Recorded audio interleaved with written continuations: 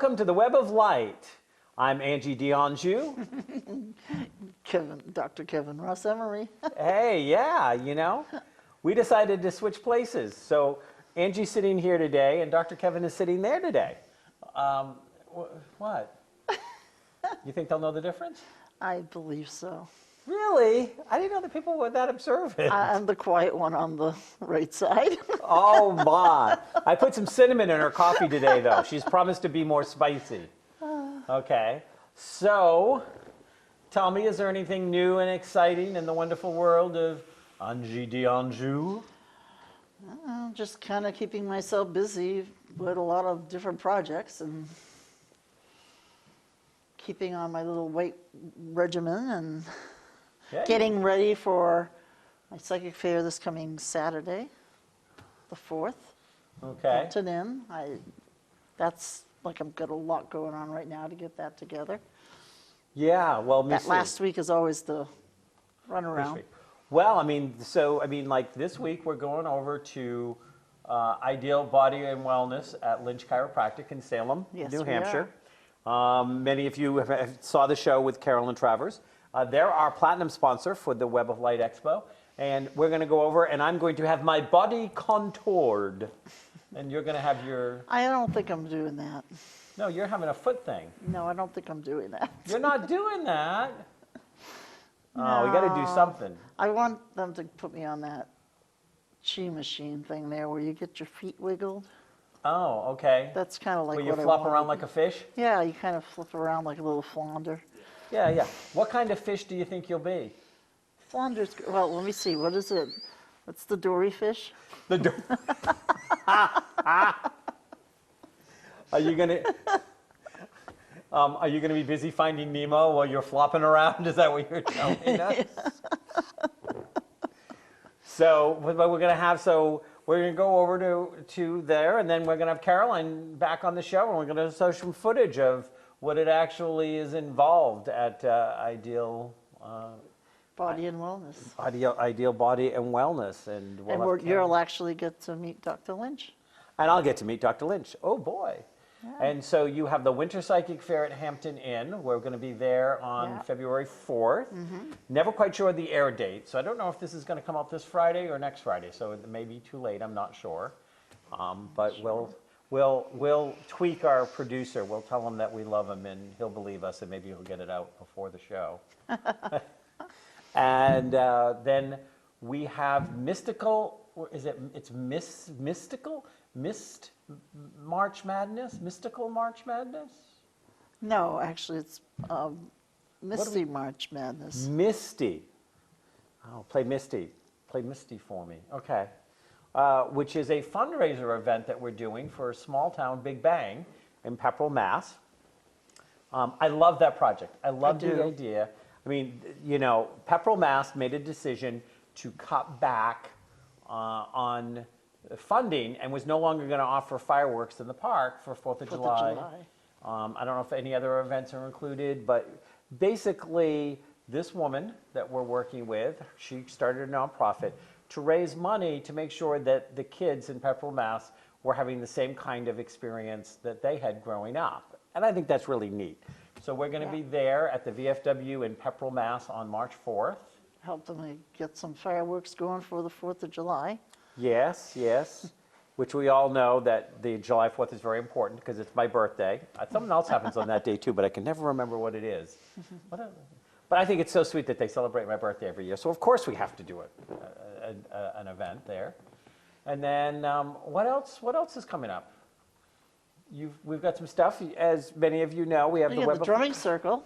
We have a drumming here circle in Hudson. Right here in Hudson at the Web of Light Healing Center on February 10th. Yeah. We're doing a full moon drumming circle to raise your creativity. Yeah, and Jeff is going to be holding that. Yep. My fiance, Jeff, is going to be doing that. So anyway, so, we've got a lot of stuff coming on. And of course, obviously, we have the Web of Light Expo, April 22nd, 23rd, Earth Day weekend at the Courtyard Marriott. Yep. Busy little plates. So, are you ready for today's Words of Wisdom? I'm ready. Okay, now you need to help me here.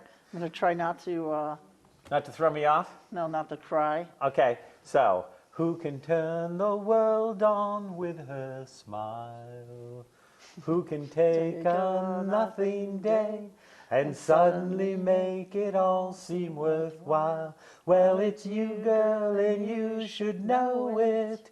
With each glance and every little movement, you show it. Love is all around, no need to waste it. You can never tell, why don't you take it? You're gonna make it after all. We probably have tortured the audience We've enough. tortured them enough. I think we've tortured them enough. But you know, it's amazing because many of the viewers and many people in the world actually have that song memorized. Yep. I can. Yeah, and that song is in honor of Mary Tyler Moore, who just passed away. Yes. You know, I really wanted to pay tribute. I paid tribute to her on my radio show. I really wanted to pay tribute to her here. She is a woman that was revolutionary from wearing capri pants on the Dick Van Dyke Show, Yes. which horrified America. A woman in pants. Where's your dress? Where's my dress? You know, to Mary Tyler Moore, who was the role model for a couple of generations of women that you can go out and, you know, it's okay. You can look for love, but it's okay if you're single. Yeah. So, you know, I know we've got a guest coming on in a minute, but She was a very, how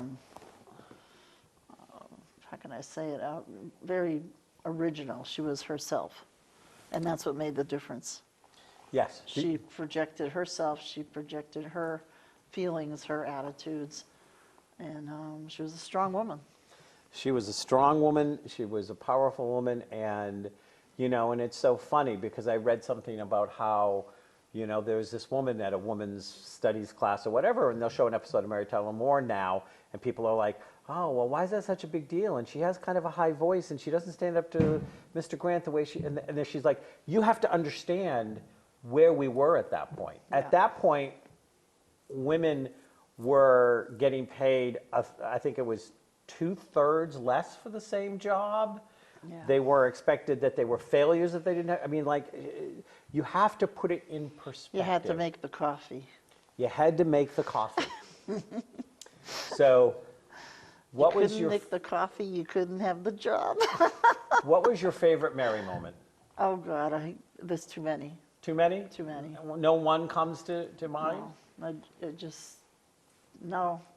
it's just like they all scatter around. Okay. Too many to remember. Two things, you know, obviously one of her most famous episodes was the death of Chucky the Clown, which gave us all permission to express our grief through laughter. But one of my favorite episodes was the one when she actually asked Lou Grant out for a date, because that was such a breakthrough. You know, she was America's sweetheart. She was the girl next door. Everybody loved Mary. And she had the chutzpah to ask a guy out for a date that she wanted to. And in that day and age, if you asked a guy out for a date, if a woman asked a guy out for a date, she was basically considered trashy. Right? That is true. That, you know, good girls didn't do that. And that was there was a very subtle, but it was a very strong statement that, yes, good girls could ask the guy out that they wanted to for a date, and there was nothing wrong with that. And I think that's one of those little pieces of the Mary that often get missed, that was really a revolutionary act on her part for the day, for that time period. Yeah. Now women ask guys out all the time, and they say yes, and then the girls live to regret it most of the time, but that's a different story. So you ready to bring on today's guest? We're ready to move on. We have a great guest coming on today. Kyle Russell. Kyle is the founder and developer and owner of Crystal Concentrics. Crystal Concentrics is a proprietary system developed by Kyle Russell designed to improve human well-being, align individuals with their own higher purpose or spiritual self, and ideally heal or process the earthly challenges of mind and body, which routinely present themselves in the course of our life cycle. And in fact, Kyle has brought a little lovely with him today. And I'm not that you're not lovely, but you brought a little lovely with you. Hello, welcome, Kyle. Hi, thanks so much for having me. It's a Welcome, real Kyle. pleasure to be here and join the both of you. So I'm going to ask you, before you tell us a little bit about this and a little bit about yourself, were you a Mary Tyler Moore fan in the day? I was born in the mid-'60s, and so of course I experienced all the things that were happening live, and then later, after I was grown up, I remember watching the entire Dick Van Dyke series as an adult. So we're fans. Yeah. Yeah. Definitely fans. She was great, like you said, her smile, and you mentioned for the time, you know, a lot of us who grew up from then until now have seen so many different changes, and I think it's great that you all are highlighting her and drawing some special attention to what a sort of splash she made in our culture and civilization, really. Yeah, you know, oftentimes women still get second-class seating and second-class recognition. And so what's the old, a woman has to do it, you know, twice as well in half the time and get paid a third less, and then she might keep her job? Right, but I think you're also channeling the quote, and I don't know if I have it exactly, but Ginger Rogers said she had to do everything he was doing without knowing what it was and backwards. Yeah. So that tells you a lot. Yeah. And what's so interesting, actually, given that we're sort of in the more New Age world, is that really it's women who are leading the way in so many levels in the New Age scene. And so men are a little bit more of a minority, a little stragglers there. Yeah, now how long have you been dancing, in, so to speak, Ginger, in the... we got cinnamon, you're ginger. Hey, it's a spicy show. There you go. How long have you been playing in the metaphysical spiritual world? That's an excellent question. I have been spiritual from long ago. In high school, I studied Buddhism. I got into it heavily. I had my own sort of spiritual path that I took. But as far as me and the crystals, which was the real sort of taking off of everything, that was 1987. And actually, that's not totally fair. That's when I got turned on to crystals. But I actually had cancer when I was younger. And that sort of coming up against death makes you see life in a whole different way. It makes your priorities shift. And for me, I changed my diet completely. I made a lot of steps, and that was in the early 80s. So even before the crystals came on the scene, for me, I was moving in that direction. So you discovered the crystals in the 80s. Yep. When did you kind of become a crystal healer, crystal purveyor? All of that. All of that, yes. I feel bad because I can't tell you the whole story now because it's too weird and too intense. But I will tell you this, that the great sort of personality, one of the great personalities of the whole crystal world is Robert Simmons. And some of you might know some of his many books. Yep. And he had a shop in Gloucester down in Massachusetts, still here in New Hampshire. Now he's moved off to New Zealand. But I went with a friend, I was working at a natural food store, to their shop, him and his wife in Gloucester, and he told me the whole Moldavite story, and he gave me a piece of Moldavite. And I ended up having an incredible physical and spiritual transformation that came out of that was so intense that within 2 weeks, I suddenly knew. I debate about whether is it 50%, is it 70%, is it 40%, but I suddenly knew an enormous amount about stones that I had no knowledge of before.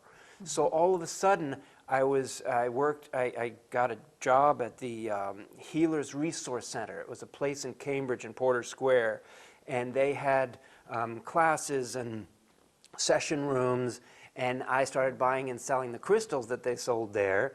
And I also immediately started working on people doing sessions myself.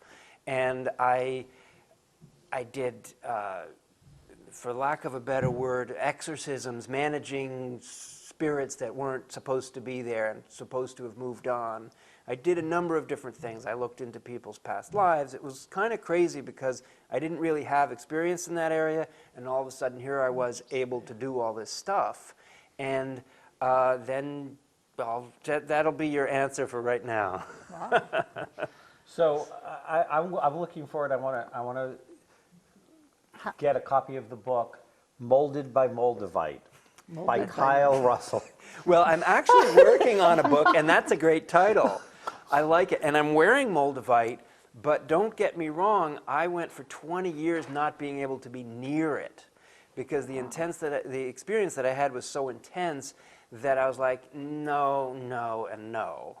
I made a choice to be much more earthly oriented over the next 20 years, and part of that was getting more into the crystals, and I actually had several other career incarnations that were happening at that time. I was a musician, I had a magazine, I had some retail stores, so I did lots of different things, and now in the past several years, I've sort of come back to it full force and made that my full-time occupation, if you will. So I have a question, Kyle, because we talk about the Moldavite. Now, the Moldavite, I'm also going to ask you to kind of explain a little bit about what the energies of a Moldavite are for the viewers that don't understand that. Sure. But when you have experience working with the crystals, I'm just trying to, when I look at crystals, okay, when I work with crystals, because I too work with crystals for healing and energy changes, I feel as they're conduits between the spiritual world and our world. And some people will look at crystals and almost like worship them, which that's where people start to look and say, what are you doing, worshiping a rock? Right. So I want your take on that piece of it. Is it the conduit between spirit and our earthly journey? With the energy getting drawn, or right. Go ahead. Well, I like both of the things you brought up and the way you frame it. And I totally agree that people, and I certainly use crystals in that way. But let me rephrase it, reframe it a little bit. The way that I think of it, I don't consider us and the spirit world and the rest of the physical world to be completely separate things. I consider them all to be on a continuum. And yes, there are times when you can get along the continuum, you enter into a qualitative shift. For example, the difference between an evil energy and a lifeful energy. There's a qualitative shift that happens. However, they're all players in the same field, in the same playing field. And so for me, I'm sensitive to that thing that you said about worshiping them and making them almost into golden idols, which I think for certain people of various religious traditions could be a problem for them, because they're like, God comes first, nothing else comes first. But in my understanding, crystals partake of the entire creation of God, and therefore they're not in opposition to any religious system. They're merely a tool that we can use. But I don't consider them also just a tool. I consider the stone world to be, particularly crystals and sort of higher stones, because the stones that you find in a driveway are not that exciting to me. Of course, there's lots of stones in nature, and those are great, but I feel like when they crystallize, they focus and they take the energy to a different level, and they begin to manifest a very specific angle and picture and view of the natural or the spiritual or the emotional world. And that's when they become useful, I think, in our understanding, in our work, our spiritual work, or our healing work, wherever that might be. Right. Well, Okay. I think that crystals, and you know, I've been hanging out with crystals since the 70s, so you know, that crystals conduct the energy differently than the pebble that's in the driveway. You know, the pebble in the driveway has a density and has a purpose. And I'm not here to say which purpose is higher or lower. It's all a purpose. You know, but I look at it as, well, it's kind of like God went like this and crystals fell out. So, I mean, they're right? You know, I mean, God is all things. Crystal kind of falls into that all thing. It's figuring out what the purpose is of Right. that, or, you know, what is it best suited to do? Correct. And, you know, I had on last year we had on Elizabeth Tallman, who you probably I'm know, not sure that I knew. Shaman Stream. Oh, sure. Yeah. Oh, yeah. I Yeah, know them, Elizabeth. Yeah. Yeah, and she's been around in the crystal world for a while as Yeah. well. And, you know, and I was actually kind of surprised because I tend to have personal relationships with my crystals that I go, you know, no two pieces of amethyst are alike to me. They all have a personality. And she was, and she kind of shied away from that concept of, you know, I mean, she didn't like oppose it, but she kind of shied away. But I find that crystals have an individuality to them that they're not all going to conduct the energy the same way just because they're quartz or they're moldavite or they're, you know. You know, it's funny you say that because it's true in that respect.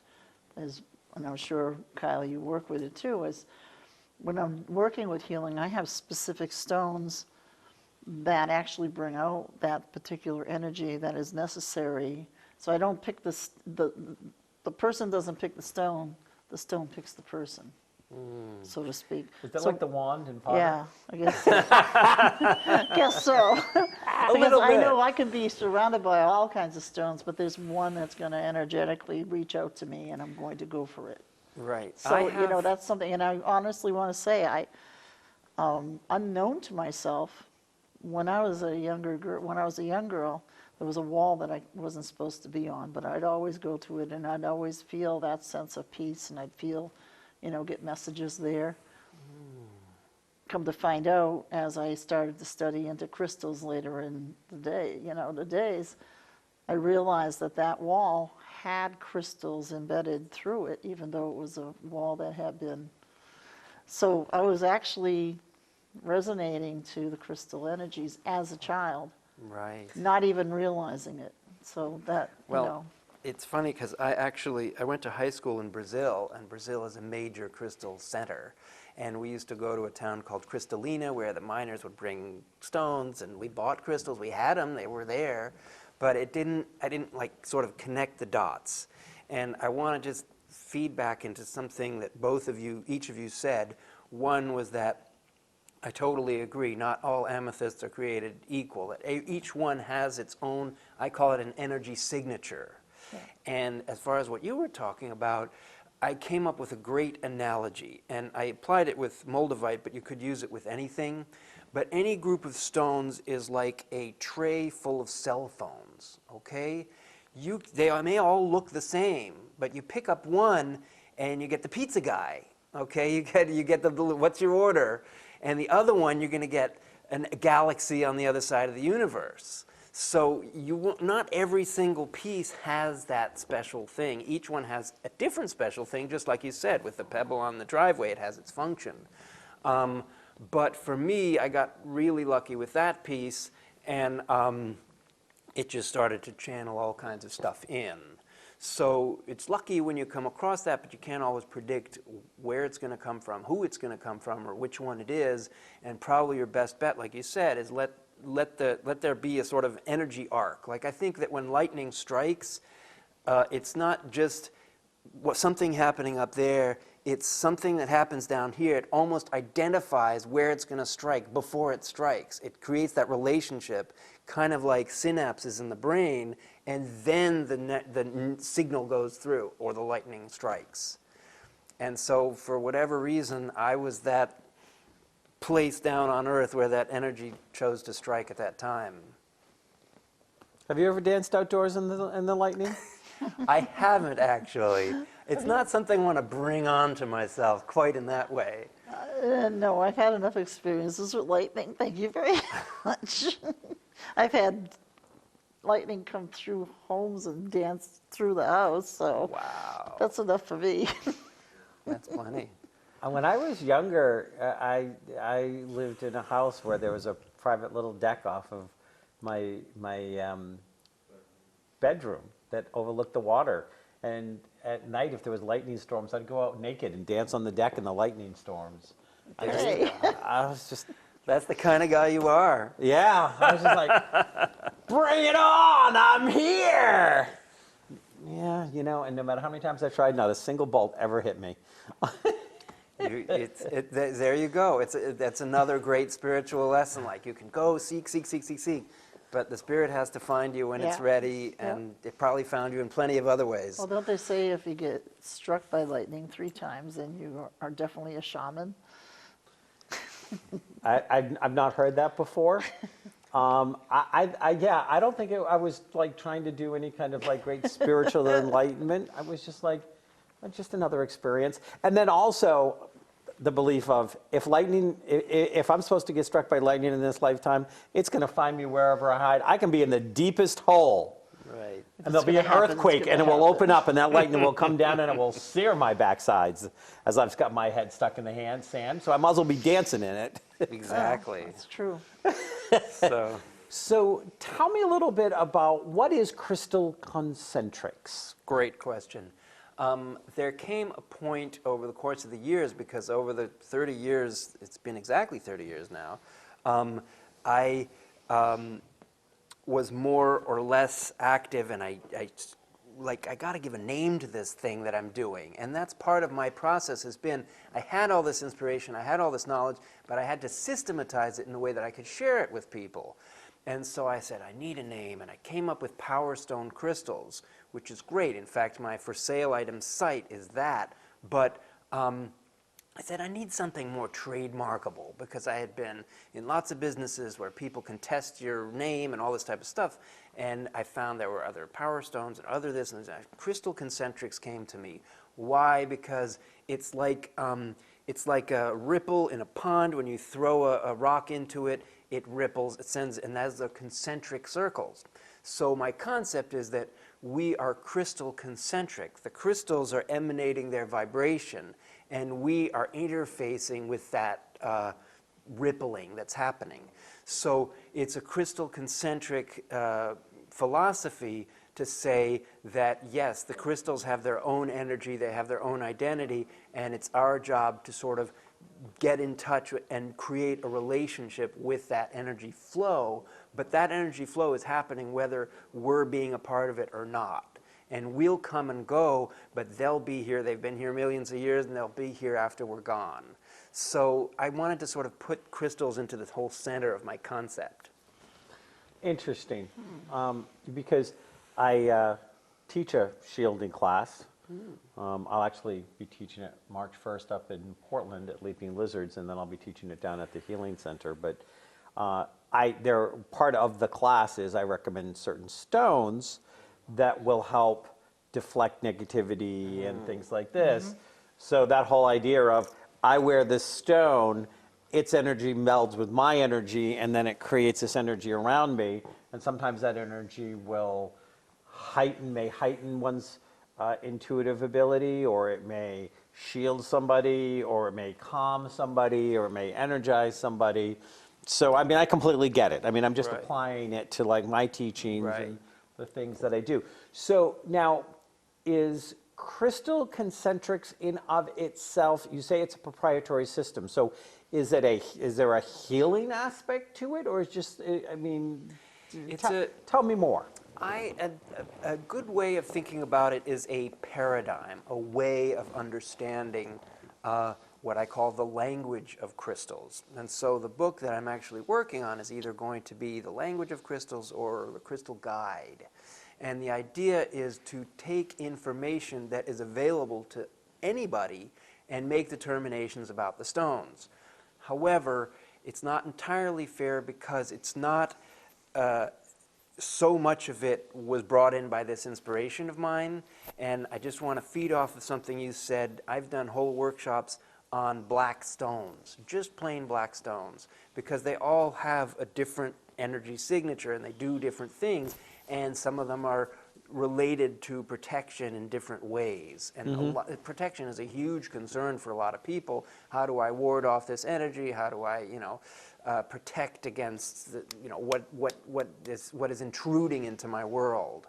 And so I do have 5 or 6 of the black stones that I have opinions about. I could share with you now, but I kind of want to answer your question and stick with that topic, which is, what is the paradigm? And for me, a paradigm that was already out there, ready to use, is the chakra paradigm. And I was able to say, oh gosh, there's all these stones, they have these particular energies, and they're connected with the body.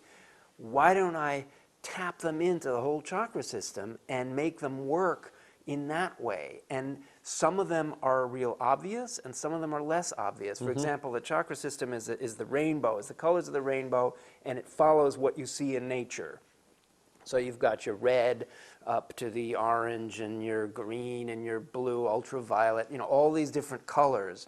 And there are stones that fit into that just because they happen to be that color, but there are energies in our body that tap into that. For example, the heart energy is not just green, because that's the color that's usually associated with it. And for me, in my system, I have more color, more of a rainbow going on around the heart than anywhere else in the body, which is really kind of interesting. I've got smoky quartz, I've got rose quartz, because I think pink needs to be there. I've got the green from jade and bloodstone. I've got milky quartz, like this one right here. And it's this milky quartz, for example, is a whole different ball game in the heart chakra than any other quartz, the way you would use it differently. Well, it's interesting because two things that you said I want to comment on, and then obviously make sure that my Spice Girl over here gets to talk if she wants to. She's cinnamon spice today. So, because I teach a system of chakras called the Wei Qi system of chakras, which is associated with a Tibetan shaman that lived 5,000 years ago that I started channeling back in the mid-90s, who gave us a healing system and then in the chakra system. And we actually use 64 different colors. So it would be very interesting to see how the things that you do line up with the 64 shades that we have that are ultimately what you should be using if you're going to actually bring healing into the chakras and move things. And it's a completely different look at chakras in a way than what we traditionally think of. But I wanted to mention that when you're talking about using the different colors, is all I could think of is the Wei Qi and the fact that we have the multi-level layers of colors and different energies that come in.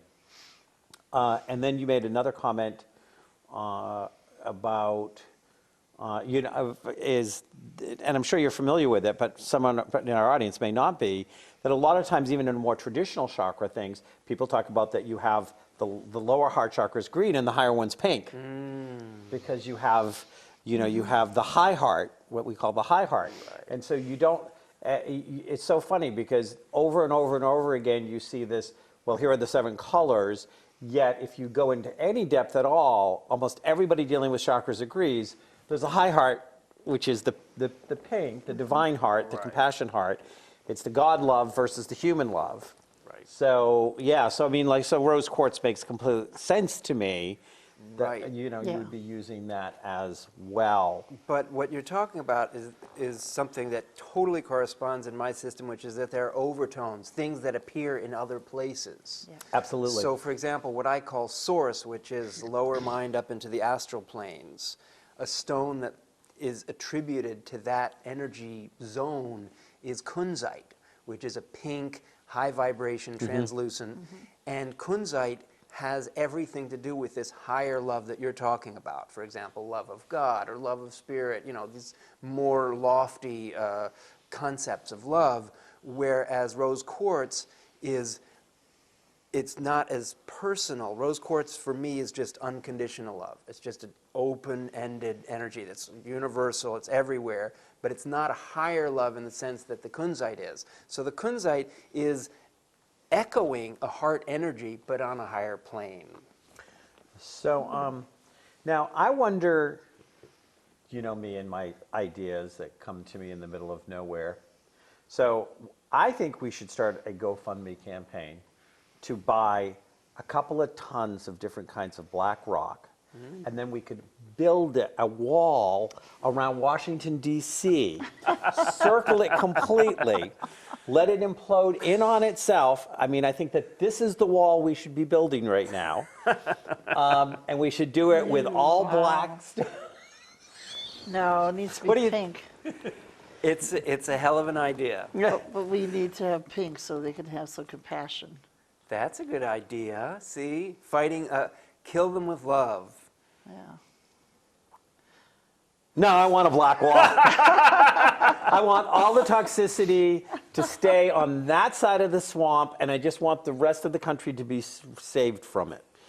So we True. can put the black wall, and then on the outside layer, we can put a whole level of pink stones that's on Right. the outside To be nice to everybody else. to be nice to Generate everybody everything, else. okay. And then we can just get, we can just get, like the water balloons. So are you going to do this also at the capitals in the states?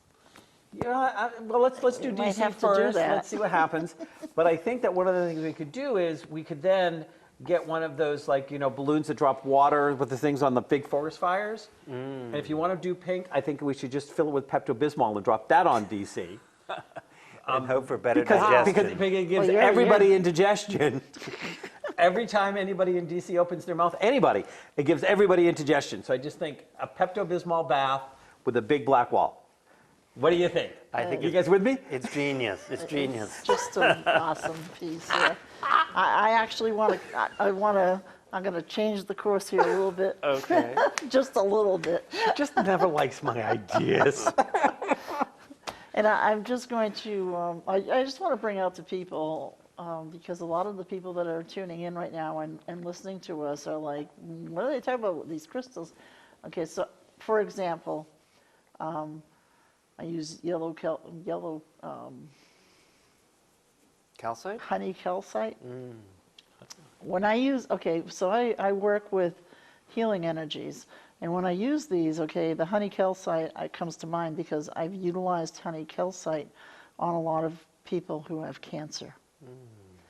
And what I find is it resonates and brings them that balance that they need in order to make it through that next day and go through the treatments that they're having to take or the medications that they're having to take. So we're talking about black, that's for protection. All of these different crystals resonate to something that you might be in need of. Or, for instance, I gave an orange stone out to a fellow who was very fearful of what he could get accomplished. And after he got the orange stone, which I told him, just give some thought to what you want to accomplish and bring yourself up. This fellow actually got the job that he wanted. He got himself into a point where he could speak his truth. So what I'm saying is that just the concept of the different varieties of these crystals, they actually open up and help people to transpire or to feel not so ill, or to protect them from something that might be coming at them. And so I'm going to let you take it from there, Kyle, but just so Sure. that they know, Well- and then maybe you have some other examples. Well, often what happens is I'll talk to different people who have their own experiences, say with the black stones or say with the stones you just described, and then I go and I tap it into my system, and I've come up with a way of interpreting what you're saying in a way that resonates with my perspective also. So I'll talk about calcite a little bit. It has a very soft, soothing, soft energy to it. Often people don't realize this, but a lot of the calcite that comes out of the ground, it can be very chafy, and they wash it in acid to soften it and get rid of that chafiness, and it suddenly becomes incredibly soft to the touch. And so all of the calcites get that really sort of gentle energy to them when you touch them. And in your situation, people who have cancer, where you're dealing with a systemic problem that has to do with biological functions, and the color of orange and yellow have to do with body function and the internal management of your systems. And the orange that you talked about with the guy with the job and his insecurities and all that type of stuff taps into the solar plexus, which has to do with the self and a positive image of the ego. So a person who's having trouble, it makes total sense that you did what you did. And I wanted to just drill down a little bit on the black stones and talk about some of the black stones, because tourmaline is the one, black tourmaline is the one that most people talk about, protection. The way that I talk about it more specifically is black tourmaline has to do with lines and limits and boundaries. So it's just like drawing the line. There are other black stones. There are stones like obsidian, which for me represents the openness of space, of clarity, and has more of a broader sense of blackness. It's not so much about protection per se, it's about pure openness. Whereas jet is a stone that you use internally for internal clearing. It's a little bit like amber, so it's very light in energy, so it takes away blockage. And then you have the stones like Morion quartz, which is a very dark, smoky quartz, which takes on the role different from smoky quartz, which I put in the heart chakra. Morion quartz has more to do with being a guardian or a protector. And then you have ventifact, which is a basalt, which is more clearing the way. And lastly, irradiated quartz, which is also black, which is more of an offensive protector. It's like, no one's coming through here, and I'm going to hit you down if you come near me. And that's the range, just with black stones, of subtle difference in energies that can make all the difference when you actually use them. And then you have your pink, your oranges and yellows that come in handy for other stuff. Well, that's so interesting because you named one of my favorite stones, and it's one of the questions I want to ask you because, we use different stones for different things. We get drawn to different stones. But one of my favorite stones for 30 years now has been obsidian. I have an obsidian crystal ball that I picked up in 86, 87, and I still have it. Yeah. But I use it to go into the void. It's void energy. Thank you very much. Yeah, so that's where I have done intense healing work and intense journaling and journeying and stuff like that, is that obsidian crystal. I was actually just doing a crystal meditation healing, Jeff and I, the other night. He said to me, because I really feel like I just need to do a crystal meditation. So we put on some music, and I had my lapis crystal ball in one hand, and I had my obsidian in the other, and then I had a big Shiva Linga underneath me. Okay. And I was like, okay, I'm ready, let's go. Yeah. But so I've always listed obsidian as one of my top favorite stones. I've always had this thing to it. What would you say, and then I want to go back to another question because I want some clarity about something. What would you say your favorite stone is? Is it moldavite or is it? It's not moldavite. I like didn't think so. moldavite. No, you Yeah, could I was say like, I that. don't think it is. I want to know because people listening to the first part of it would think it would tend to think That would totally make sense. Hey, I'm wearing it. I chose to wear it for this occasion. For me right now, I'm just going to, this moldavite is going to explain itself for a moment and say the reason why I'm doing this is because this is channeling the current incarnation of message. So that's why I'm wearing this now. My favorite stones, and I will say one little thing more about moldavite. Moldavite is an alien space stone, otherworldly, very much so. And not all of them are the same. They each have their different functions. This one is doing its thing for me now. My favorites are a not so far out stone. If you've got your moldavite up here, there's a green stone that is very, it's more earthly, but it definitely has to do with spiritual community, and that is green fluorite. So green fluorite is a favorite of mine, and as I'm talking about this, it's kind of funny because I'm getting a harmonic relationship between the moldavite here, the green fluorite there, and then right in the heart, nephrite green jade is, as if I had to pick a favorite, that would probably be it too.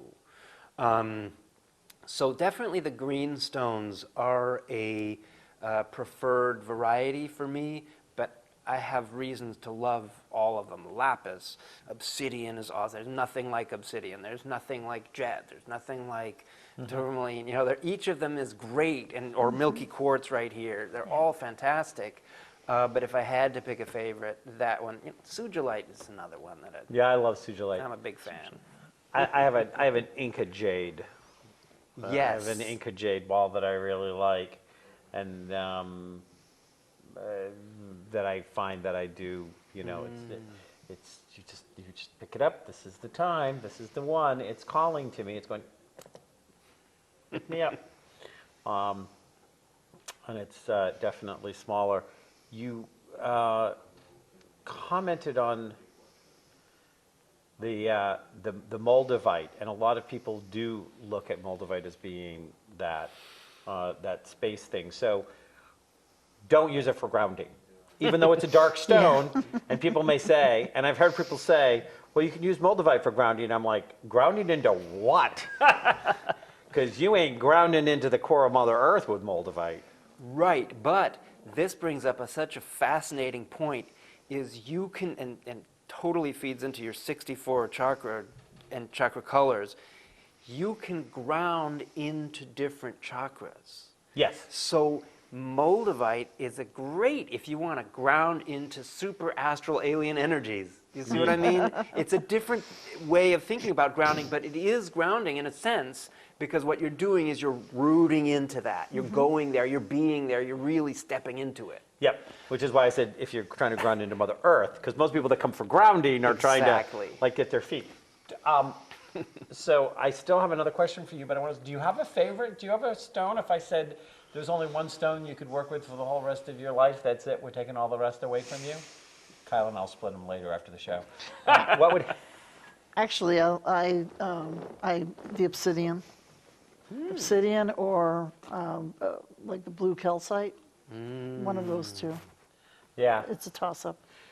That's So I'm going to go back to something that was not clear, and so I'm going to me, is there an actual,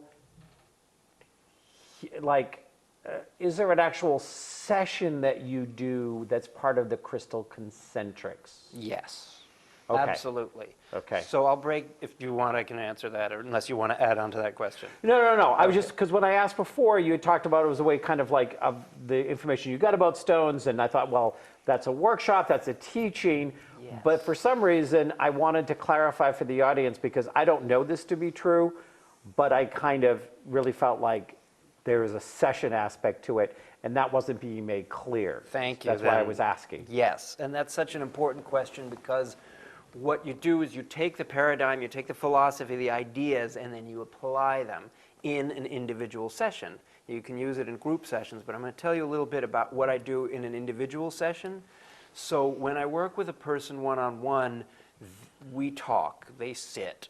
Usually, I tend to like to work on the ground, either on a meditation cushion. Some people aren't going to sit down on the ground. They prefer a chair. That's just what they do.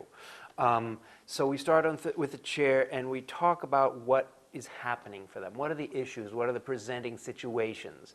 And we try to understand energetically what's going on there, and we try to get them to a place of comfort and safety. That's the real key. And the best thing I can do is arc that over to what you talked about with the void. You want to get them into a safe space. So eventually they end up lying down, and I put certain special equilibrium bamboo sticks around them, and sometimes I use what I call joint stones, which are balanced stones that I put in between the sticks. And we could go into what those are. I have 3 or 4 different varieties that I go to for that. Then we create the sacred space, and either before they're lying down and also once they're lying down, we do a progression of stones that get brought in to lend their energetic qualities to the person. So a lot of people are in a state of stress, they're in a state of anxiety, they need to be brought down to a calmer place. So I might give them lavender fluorite is a wonderful stone for sort of taking things down a level. Malachite I might use to start getting them to talk, express, share what they're feeling, because a lot of people are so closed up. You create the sacred safe space for them to open up, and then we move towards the place that they're trying to go to. Say a person is doing therapy to try to get pregnant, for example, and we bring in stones that have to do with life energies and with reproductive energies, and stones that will sort of enhance, develop, and push that and bring that into the person's energy field so that they can start retraining their body. People talk about entrainment or programming crystals. I think it's really, you're the one who needs the reprogramming. We all have our issues and we have to get from A to B to C. And so we slowly train people in the direction that they're trying to go to. Okay, so we're going to be wrapping up shortly. But what I want to know, are you going to be, because you're going to be at the Web of Light Expo, Absolutely, looking forward to it. April 22nd, 23rd at Courtyard Marriott here in Nashua, New Hampshire. Are you going to be offering these sessions at the expo? You know, that's a challenge that I have because I really would need someone on equal par with me knowledge-wise to present all the crystals that are there for sale, and I would have to have a whole separate space to do that. What I sometimes do is give a class or lead a crystal meditation during the course of the expo, and so I leave my table and someone watches it for, you know, half an hour, whatever it is, and then people are able to have a hands-on experience of what that's like. As it is, we're mostly going to be introducing ourselves, passing out information, and inviting people to get on my list and somehow follow up on their own, whether they want to come for an individual session or a meditation group or one of these retreats that I do 3 times a year. Okay. And where do your sessions happen? In Arlington, down in Massachusetts. We're up here in New Hampshire. It's about an hour south of here. And I have a showroom there where I also have a treatment room, and I also clear out the main room if I need more space to work with. Very good. Before we wrap down, do you have any last thoughts, questions? No, I think we've pretty much gone through a lot of this stuff, and it's really fantastic to hear all about the crystal world and to share that with our community. So I'm going to ask you to give us a brief, and then we're going to be doing our show wrap down. But just a brief. So this lovely piece that you brought. Yes. What would you say the qualities are, and why would somebody want to work with that? Exactly. That is a milky quartz. So I have 4 elements, foundation, heart, voice, and source. And then I have channel. Channel is free floating. So a clear quartz would be more of a free floating energy. This particularly taps into the heart chakra and has to do with compassion and nurturance. So a big piece like this, you could call it a generator because it has air all the way around. It points roughly straight up. However, it's at a bit of an angle, which makes it a transmitter. So if you wanted to project certain energies, it would be useful for that. May I You want touch to pick it? it up? Sure. Gently try to pick it up from the bottom. Yeah. Oh, There you go. So I wear it like here. Is this where I wear it? That's the perfect place to wear it. Okay. And bask in its giving, loving energies. There you go. And it has a lot to do with receiving. There we go. Yeah, it makes me just want to just go, And bliss out. Yeah, I kind of want to bliss out. Yeah. But did you want to see it before I put it back? Because we do have to close the show down. I know. I know. I could be just...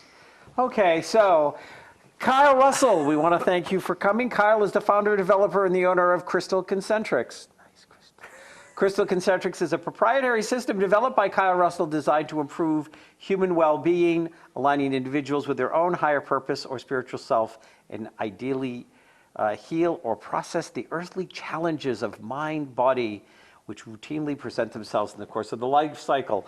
Kyle's going to be joining us at the Web of Light Expo, April 22nd, 23rd, Earth Day weekend. And you can find out more about him there. And we'll have your website and contact information floating at the bottom of your picture, because we have the best producers in the world here on our show, and they make everything look fabulous all the time for us, don't they? They sure do. So we want to thank you for coming. Remember that there is God in all things. That includes you. There is God in the air and the trees. There are God in the herbs and the crystals. God is everywhere. There's a piece of you that is God and a piece of it which is God. When you are open-minded and willing, courageous, and will do the work, your piece of divine gets to dance with that piece of divine. And what can I say? It's simply a divine dance. Namaste.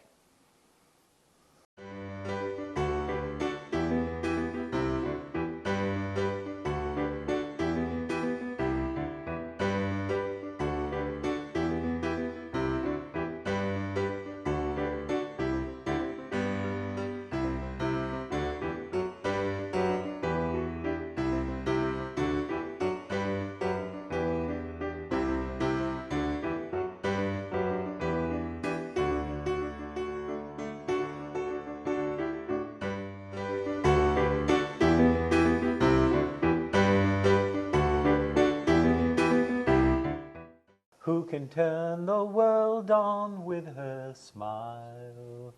Who can take a nothing day and suddenly make it all seem worthwhile? Well, it's you, girl, and you should know it. With each glance and every little movement you show it. Love is all around, no need to waste it. You can never tell, why don't you take it? You're gonna make it after all.